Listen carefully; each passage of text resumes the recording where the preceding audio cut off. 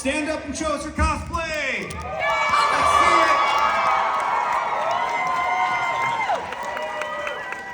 Oh, man.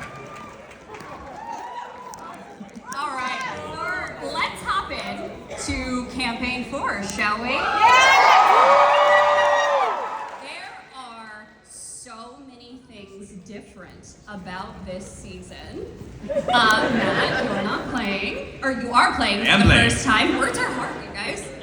You're playing for the very first time. There's a brand new game master. There are whole new mechanics. So let's hop in with what has been most exciting in this new campaign. We've only got one episode, so what's been most exciting? What's been most challenging for everybody? I'll kick it off. Thursdays are a lot less stressful for me. I just get to, well, I mean, there's still a lot of thought to it, I guess. But I get to come and play with these guys at the same level, which is great, because I get to make their lives living hell from the other side of the table. That's great. I think jumping into a new world from absolute zero, a blank slate, is incredibly exciting. Also looking across the table at new faces and then that smug Brennan Lee Mulligan. Just looks like he can take you out at any minute. It's exhilarating. And of course, new friends. Or, as we should say, new cast, old friends. Yeah, all the people we wanted to play with for that we've known for well more than 10 years, and we never have time to play with them. I don't trust that Mulligan guy. He's taking over my Irish spot in the cast. That has been the perfect tee-up, because I wanted to ask you guys what it's been like expanding the table as large as you have. This is the biggest cast ever. How has that been? It's been so exciting. We've been wanting to get these folks at our table for a long time, and it's so hard because there's already 8 of us. But we pulled off this West Marches campaign thing, which is such an interesting way of telling a story, and it's been so fun. And I get paired with this wonderful agent of chaos, Whitney Moore. People are laughing at Talison's face on my show. He welcomes us. Yeah, I thought they were just laughing at me because I'm a dork, but I mean, maybe that's true too. But it's been so much fun to play with these guys, and it's a burst of energy that we really love. Boy, those first ones were like Grand Central Station. We were just in and out, not knowing how or why we'd be called to the table. So it was fast and loose. There's an episode tonight. Tune in. That's right, it is Thursday. It is Thursday. Did you plan that? No, actually, last night I ran into a fan and they were like, I'm so excited for tomorrow night. I'll be seeing you tomorrow night. And I was like, what's tomorrow night? She was like, the show, the episode. And I was like, it's been a week. So we've got so much exciting Mighty Nein stuff to hop into, but right before we do, speaking of how many people we have on the table, there's a new mechanic this year with these 3 tables. Do you want to talk real quick about how that's worked, how it's expanded, how you play the game, or what kind of challenges it's presented for you? Yeah, as Sam mentioned, we're kind of following what is referred to as a West Marches campaign, which, if you're not familiar with the format, it's basically disparate branching stories that all kind of connect to each other in other ways. So the first 4 episodes, you're going to see all of us kind of rotating in and out of the table, but then soon we're going to launch off and follow one group for a little bit, and then we'll bounce around to the other groups. And it's going to be really exciting to see how the actions of one group will inevitably affect another. Right now, it's us just panicking. Correct. Just panicking. Correct. Trying to survive and panic. That's just general speaking, yeah? So we are a little over a month away from the release of Mighty Nein.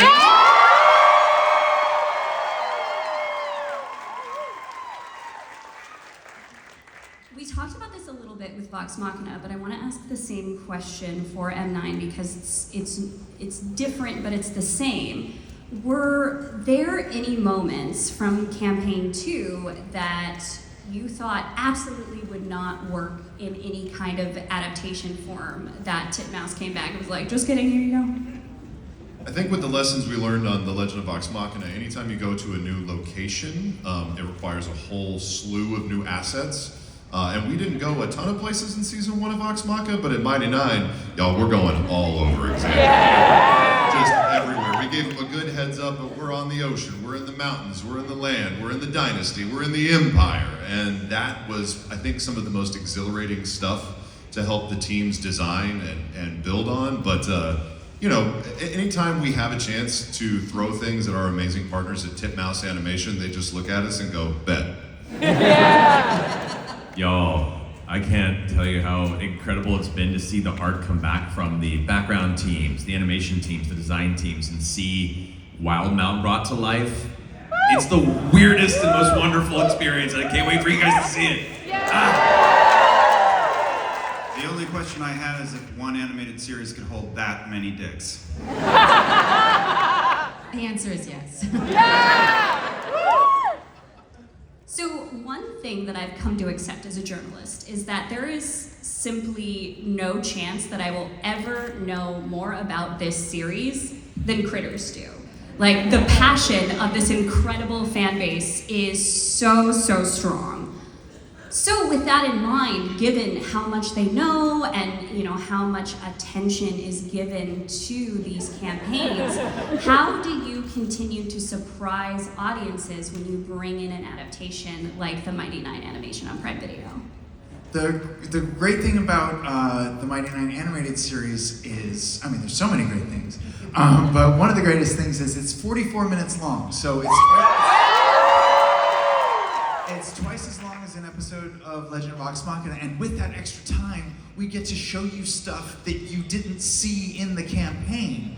No spoilers, but the first scene of the animated series is something that was sort of talked about in the campaign, but never seen, never explored, never played out. And we get to show you that stuff for the first time ever, and that's so exciting for this series. I think we know that the live stream, the campaign will always be there in its original format. And for people that want to go back and watch that or revisit it or see it for the first time, it is there for you to see. But this is a chance for us to pull the curtain back on all those things, and instead of just using flashbacks, have it happen in real time, and also reshape and economize some of the things that happen in between the characters, and just plus up all the tension, the relationships, the drama, the comedy. Those are things that we're trying to do because we want you to be incentivized to feel like there is something new for everybody. Whether you've seen every episode of the campaign 3 times over, or if you are coming to it for the very first time, you should be able to look over to the person next to you and go, holy, did that just happen? Yes! That's what we're trying to do, and we think you guys are going to be pretty excited. Thank you for self-bleeping, by the way. After Laura and Liam just talked About what you did with Vox Machina when it comes to the adaptation is, filming schedules or life events resulted in some people not being able to be at the table all of the time, and you got to include them more in the animated series. Do you have the opportunity to do that at all in Mighty Nein? Will we see the same thing? I was distracted by the love from the audience. I don't know what you said. I don't know what you said. I mean, no, what it allowed us to do in a similar way, we got to recontextualize elements of those stories in a way that both makes narrative logic sense in a really fun way, and what Travis was saying also surprise the audience and leave them also wondering like, oh, this is a little bit different, but in a really exciting way. It all still comes to the story you all recognize, but it's allowed us the opportunity to smooth over some of those awkward scheduling issues. Ebb and flow in a more natural way. Yeah, exactly. Yash is in the show. Don't worry. She's coming. I made the fatal mistake of making eye contact with Sam while he was listening, so engaged. Oh, don't ever do that. Gone. Just in general. Keep it together. So the tone of Mighty Nein is much different from Vox Machina. We've got all sorts of characters with very difficult pasts. How will that inform their journeys in season 1? Well, I mean, to start with, this is not a group of heroes. Vox Machina was at least trying to do some good or trying to earn some coin by doing good and then failing at that and then succeeding. But, Mighty Nein is a collection of individuals. And as opposed to Vox Machina, where we start together in a tavern, that classic trope, we are going to meet them as individuals on a path, slowly finding their way into each other, but usually with cross purposes, things that are going to cause friction, tension. How do you negotiate that? How do you start to navigate towards a shared goal, if there is one? And the nice thing about this show is because the world is so large, we are constantly going to be doing rug pulls on the characters. We're going to be changing priorities, differing up alliances. We're really trying to dive into the meat of who these characters were. And I think we did a pretty good job. So a lot of fans are about to meet these characters for the first time because for as many, critters that we have out there, we have, new people who have come in from the Prime Video animated series. How do you think they're going to respond to these new characters given how different they are from your Vox Machinas? Yeah, I feel like that is a question that we get a lot, which is, do you have to be familiar with the campaign before you jump into this? And the answer is absolutely not. Jump in blind. Drop in, baby. Drop in. But yes, kind of even echoing from the previous question, what Travis was talking about, if you're expecting, hugs and kisses and happy rainbows, then, just manage That's your exactly expectations. what you're going to get. I don't know what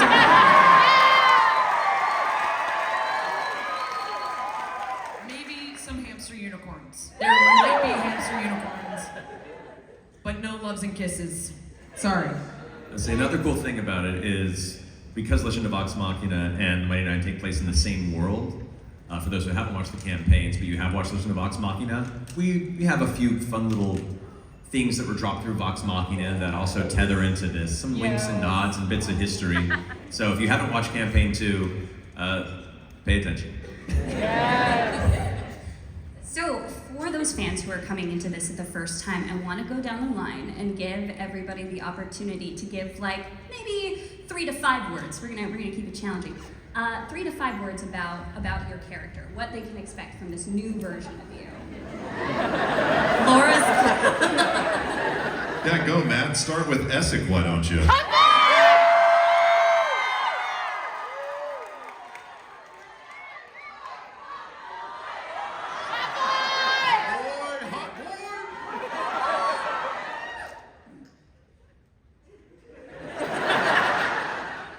A complicated hot boy. Isn't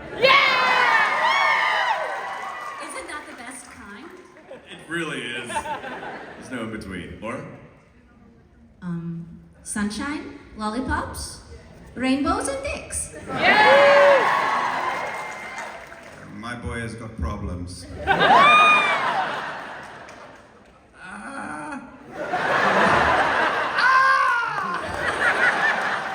Steal your purse, steal your heart. Big, strong, barbarian lady. With a soft inner core that will hold you and sing you to sleep. That is more than 5 words. I'm sorry. She can't count. A hot purple tiefling circus performer shagging his way across the empire. Say a shit-kicking rebel who is not happy to see you. Making my way.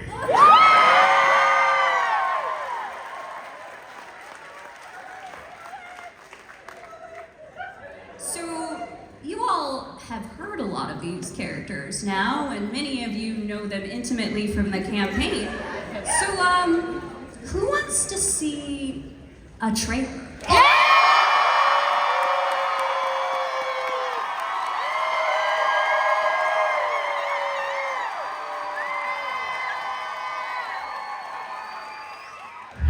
Deluxe Beaker.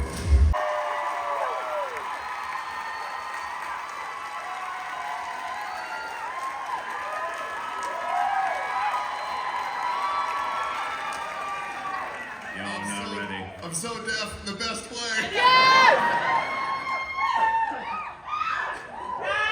I think the poor choices line is just so perfect. That just like really embodies everything. So we see so much magic in this trailer.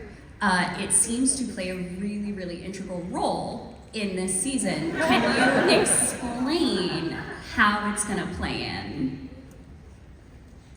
There is magic that's important.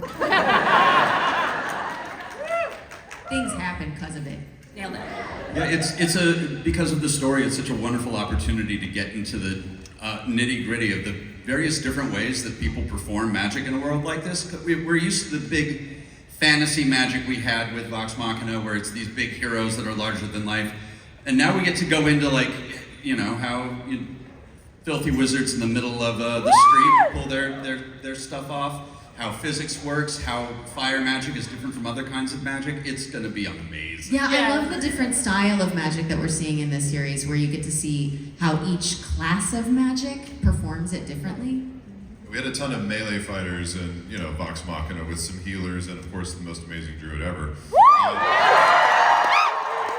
got wizard magic, sorcerer magic, patron magic, blood magic. We've got chaotic dick-wielding magic. There's all sorts of stuff, and that's before we even get to the dynasty and the reveal of Dunamancy. Oh. That's the fun bit, is we get to see all the intricacies of ground level magic, and then we get to see what Dunamancy is capable of, and it's a bit of a gulf. There's a bit of a gap there. So a lot of intentionality went into the both visual language and the spoken language and all the things in between as to what these different types of arcana are, because we're nerds. Side note, the dynasty has been realized incredibly. Yeah, but I love the magic feels alive. You can really see the history of it. Oh. So, without any spoilers, we've talked a bit in the past about how you had to change the mechanics of death for Vox Machina. Did you have to change any magical mechanics for the series, or did all of that just sort of play out the same way?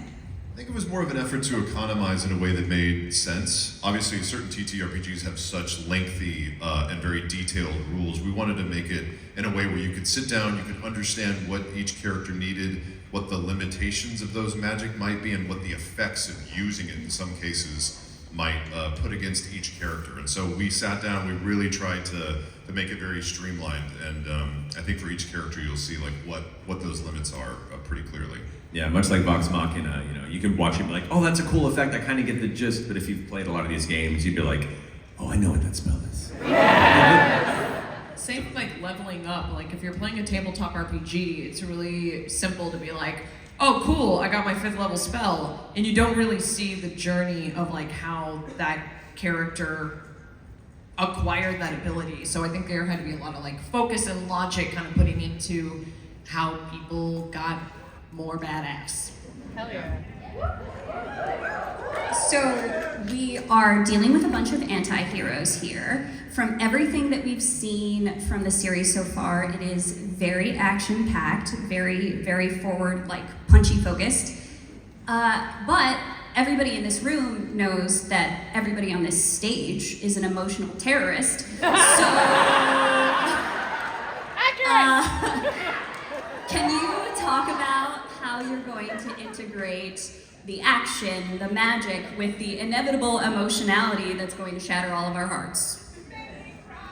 I think the beautiful thing about these characters and why we all love them so much is that they all represent a different facet of ourselves and the group dynamic. And the humor lies in those interactions. So if we can make the world as dangerous or alluring or tempting as possible, those pieces start to shift. And I think just the natural banter between the characters is what shines so brightly. No spoilers, but we are going to try and make you cry and then laugh in the very same minute. I think also the near hour-long runtime in this series per episode gives us a lot more room to breathe. It gives us the opportunity to have more of those meaningful, quieter, intense moments, emotionally pervasive moments, and as we said before, the big theme between this whole group of dickheads I can say that now, right? You broke the seal. Is their trauma and them they're bonding through it, and so yeah, there's a lot of attention put in to make sure that that has as much weight and as much importance as any of the really cool action. It's true, and a big theme of the show is redemption, and all the writers really poured their heart and soul into the scripts. I should just shout out Tasha Hugh, who's in our audience. All the writers really pulled out the resilience of these characters and explored the traumatic backstories, but also how they sought redemption in each other, and it's a cool story of like finding yourself in your friends, and we get to show that a bit in season 1 and season 2. So there is a war brewing. What can you tease about it? I think these characters know nothing about the larger world, except maybe one very dirty wizard. And so the audience is going to get to share. Maybe a monk over there. Oh yes, a too. monk. Yes. Very knowledgeable as well. Pardon me. Very smart. Pop, indeed. I think the thing is when you're trying to roll out these large factions, these socioeconomic tensions that are happening, you have to do it in a way that makes sense so that the world doesn't smash you in the face all at once. But you've got people representing different interests from each one of these characters. And for me personally, I love seeing Essek much earlier. And everything that he is or is not doing to keep balance between those powers. That's the other one of the joys of the series is all these little scenes that have just been in the back of my imagination that I can't describe to the players because they're not present when we're actually playing the campaign, and I just get to allude to through rumors or characters discussing it down the road.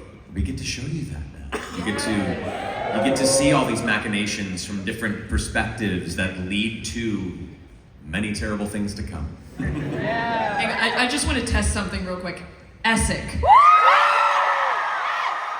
That's all you have to say. What about Long Essek? This crowd over here is hilarious. I feel like I'm at a taping of the Jerry Springer show. Those are my girls over there.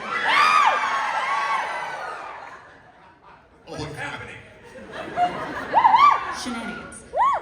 So we talked a little bit about the balance that happens in this campaign already, but there are a couple situations, characters, relationships that I want to highlight a little bit.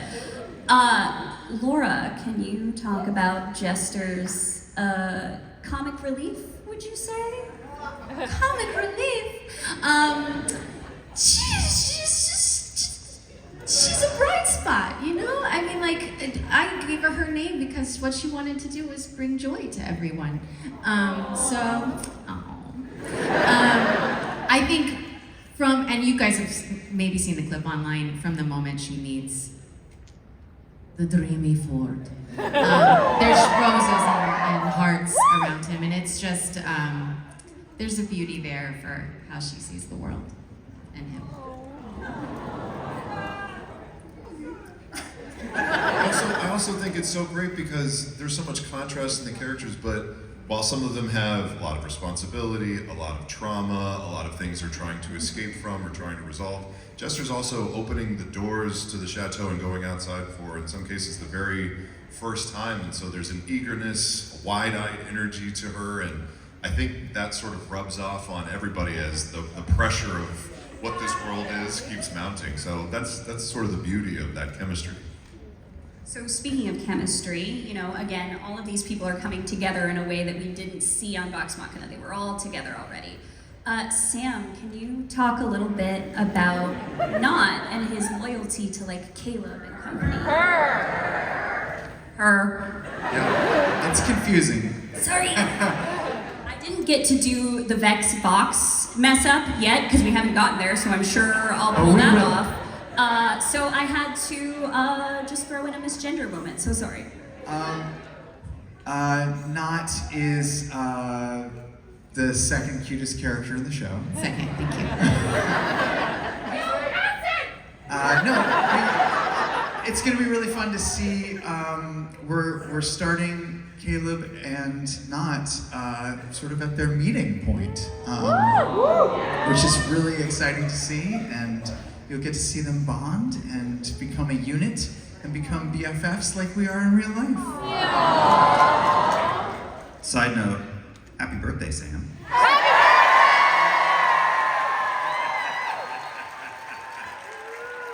don't have time to sing happy birthday, but everybody... There's present tables over there. You guys can all bring presents. I assume you all brought me. Are we gonna do this? Just happy birthday. no, Just on the happy count of birthday. 3. 1, 2, No. 3, happy birthday. 1, No, 2, 3. Thank you. I'm the best.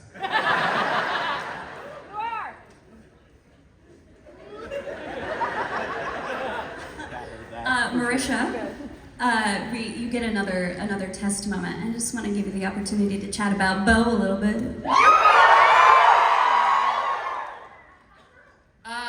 Hell yeah. Yeah, kind of what's already been said. You get to see a little bit of where Bo is coming from before she meets the rest of the chaos goblins.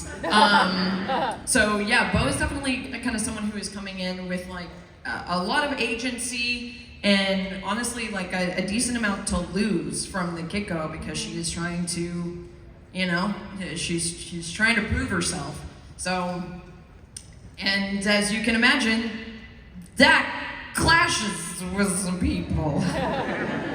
But yeah, I'm very excited for the fans to see a little bit of Bo's life at the Cold Soul before she takes it. It's so hard talking around this stuff. I don't want to spoil anything, man. Did I say too much? No, you did great. Okay. Doing amazing. Ashley, Yasha's kind of doing her own thing this season. Can you tease a little bit about that? Yasha clearly is the star of Mighty Nein.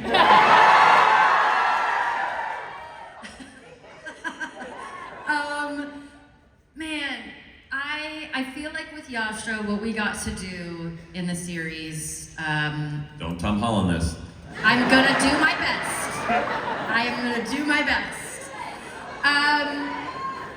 We get to sort of, okay.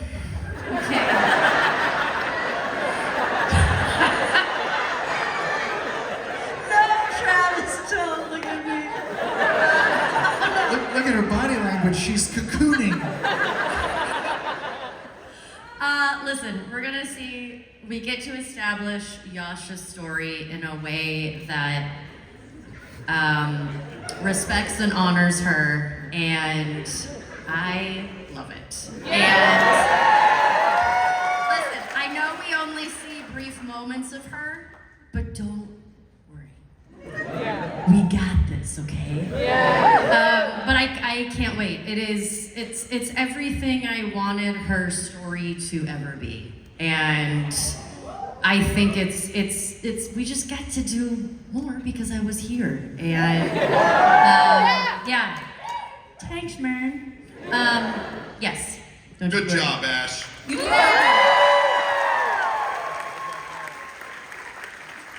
can call off the snipers. I just wanted to run over and protect you. So, with every new season, we have seen an incredible new lineup of guest stars. Yes. Do you guys want to meet some new ones?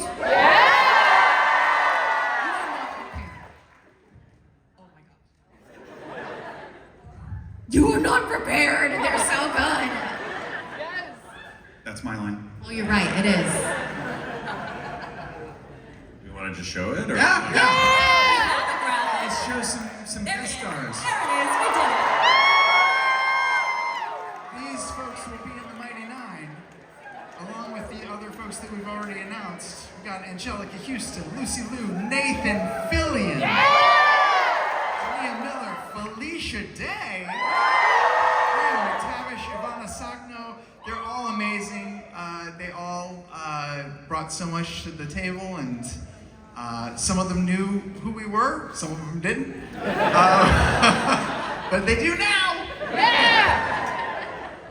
So, without spoilers, which I realize is kind of complicated given the circumstance, is there a particular character from these guest stars that you are very excited for fans to see? Oh my goodness, all of them? All of them? All of them. What can we say, Travis? Let's see, no spoilers. I'm very excited for people to see Nathan Fillion's performance. Yeah, he's Yes. very Nathan Fillion. Yeah. He is the most Nathan Fillion. I mean, Angelica Houston, y'all. She's an Oscar winner. She won an Oscar, and now she's doing our dumb cartoon. Unreal. Makes no sense. Yeah, what can we... I don't know if we can say who they play because that would be robbing you of the joy.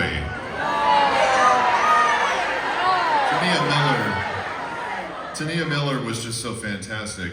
I just can't. I can't rob you. Just one? So I have to say that we thought long and hard about who would bring the Bright Queen of authority and presence. And Lucy Liu is... She just owns the screen. She is every bit the 100% fierce warrior that needed to step into that role. So that's all you get for now. The first one's free. Oh, you guys. The Mighty Nein is coming to Prime Video on November 19th.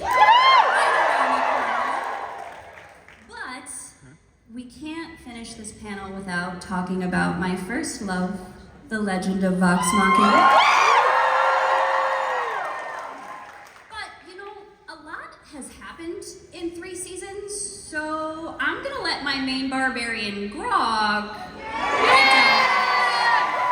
Let's bring you up to speed.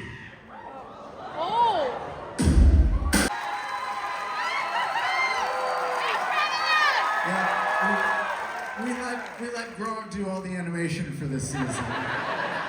It was way cheaper.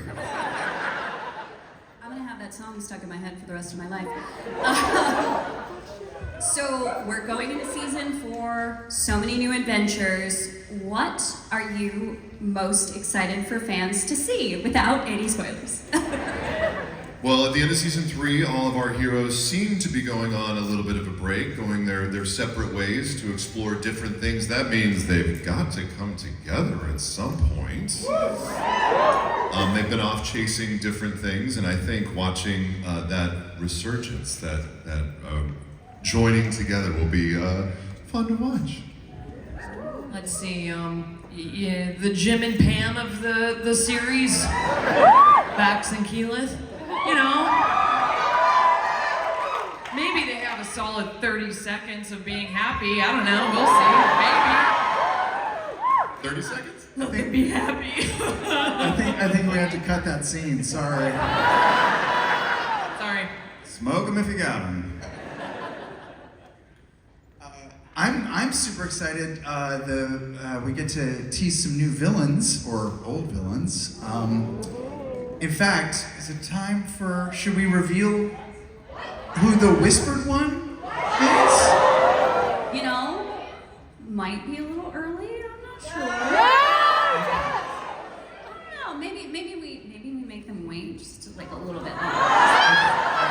Yeah, it's just, you know, they got the first one for free before, so now we can't just be throwing stuff around. Soon, but give us 2 minutes. Yeah, just like a couple, just like calm down. In the meantime, Laura, What? That's me. we can't have a panel without talking about ships, and we already had a little kiki and come on, tease Tease a little shippy a little shippy. with the 2 Scrooge McDucks. Scrooge McDuck. Oh yeah. We're hot. great. We're We're doing hot. great, and we are hot. We are. Somebody has to take the taste of whatever is Yeah, happening you want here. happy, come to us. We got it. We got you covered. It stays hot.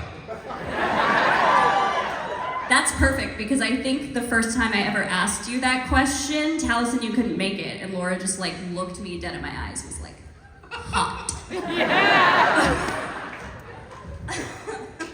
The Derolos are definitely happy. You've been out on your Aramente, trying to pursue that. Grog is obviously taking up a Vegas residency. Sold out for the first 3 months. Pike is his security. You damn right, buddies. Vax is enjoying his time standing a queen. But as you can see, we've adapted new animation styles, which is amazing because I think the one thing that one of the things we're the most proud of in working with Titmouse on this is that every season has been an evolution, but it's also been an improvement on the one that came before. The dragons were amazing, and we've done nothing but up our game. Obviously, for anyone that knows where this campaign and story is heading, the baddies in the world and the stakes are going to get bigger and higher and more dangerous, and it's real good, you guys. It felt like the stakes couldn't get any bigger at the end of the last season. We just busted through that roof. But are the baddies still hot? Because like that's frequently a situation. Everyone's hot. He's not the voice of the Whispered One, I'm sorry to say. But he is the voice of an angel, and he is the voice of a new character on the show. I wanted to get out of the way. Here, I'll stand right here. No, I'll stand right here. Okay. How freaking cool is this?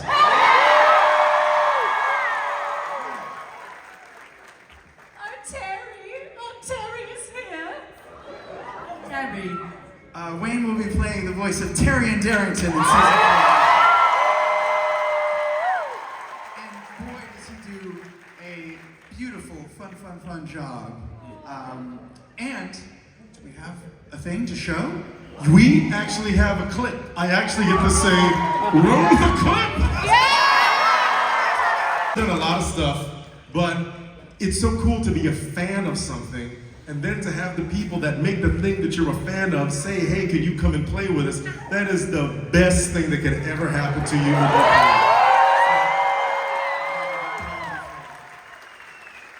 We're honored to have you. Thank you for bringing all that fabulousness to the character. And my hair, did you see my hair? Wow. I've got good hair, that's thanks. You do. Gotta get your real wig for that. Thank you. Ashley, I gotta say, your delivery of "we have names" was perhaps one of my favorite line deliveries you've ever done. I literally guffawed. Wayne, thank you so much for joining us today. Such a pleasure.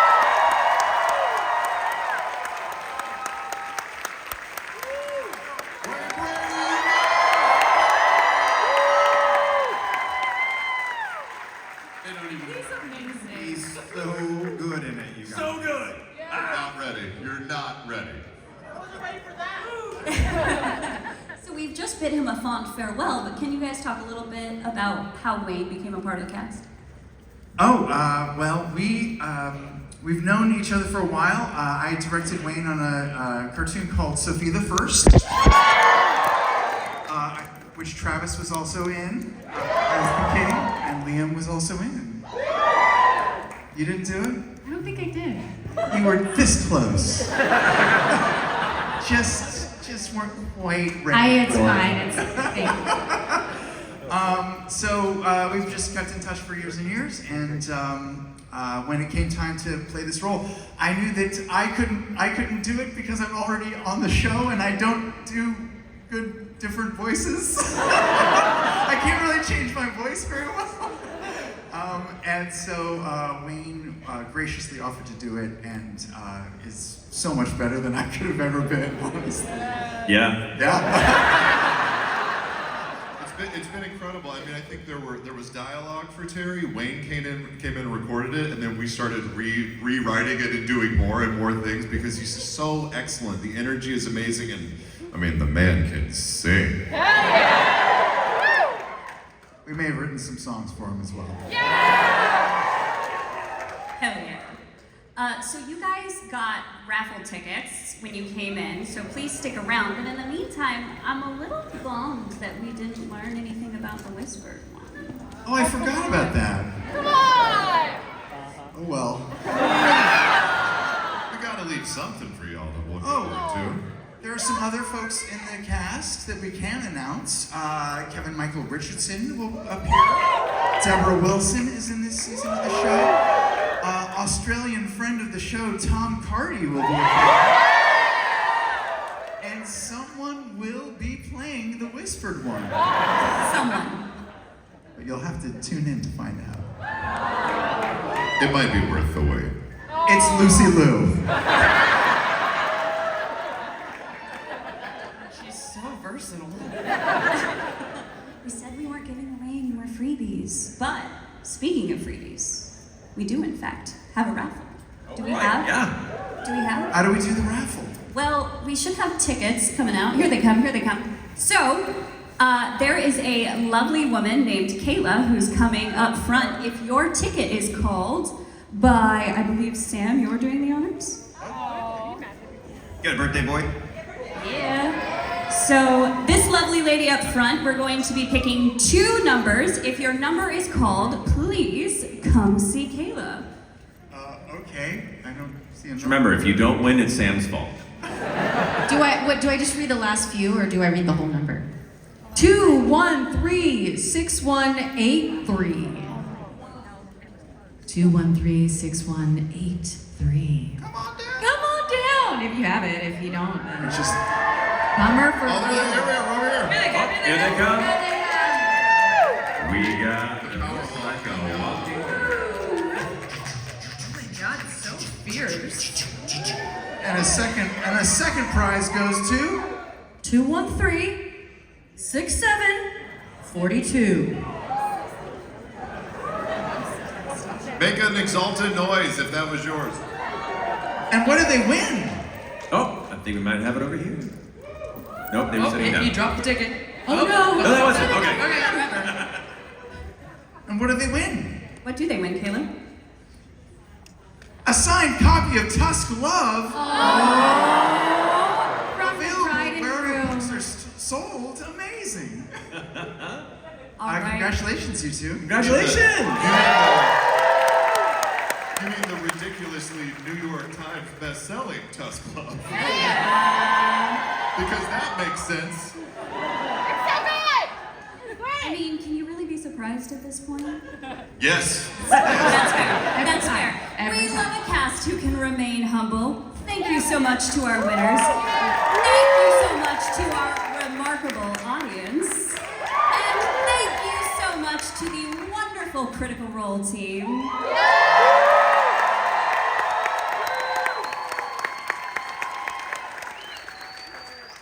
Have a great rest of your Comic-Con, everybody.